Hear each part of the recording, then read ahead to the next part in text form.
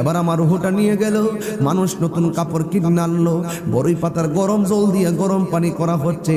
মানুষ আসতেছে, আমাকে সুন্দর করে গোসল করাইতেছে, আমাকে সুন্দর করে কাপড় পরাইছে, আমাকে আতর লোবান দিয়া আমাকে গোসল করাইয়া খাটের মধ্যে শুয়াইছে।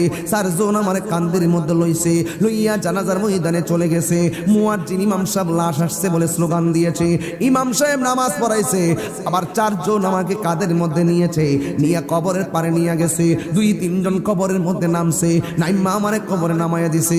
আবার দুইজন নিষ্ঠুরের মতো লাভ দিয়া উঠতে গেছে, আমার কবরের উপরে বাঁশ দিয়া দিছে, আমার কবরের উপরে চাটাই দিয়া দিছে, আমার কবরের ভিতরে মাটি দিতেছে, আমার কবরের ভিতরে মাটি দিতেছে।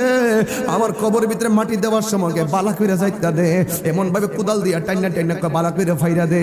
কিন্তু মানুষ বলতেছে বৃষ্টির পানি ঢুকবো, এরপরে এমন ভাবে পাইরা দে, দিদি দিতে কবরটার একবারে শক্ত বানাইয়া অন্ধকার কইরা দে।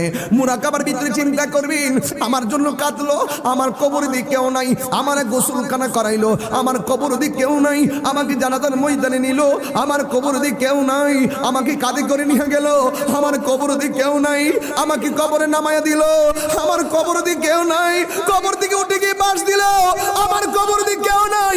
হায় রে, বুঝেছি এই কবরে বুঝে ওই লোকটাই থাকবে। আমার ঘরের পোস্টার দেখছিলাম, সবুজ একটা গম্বুজ,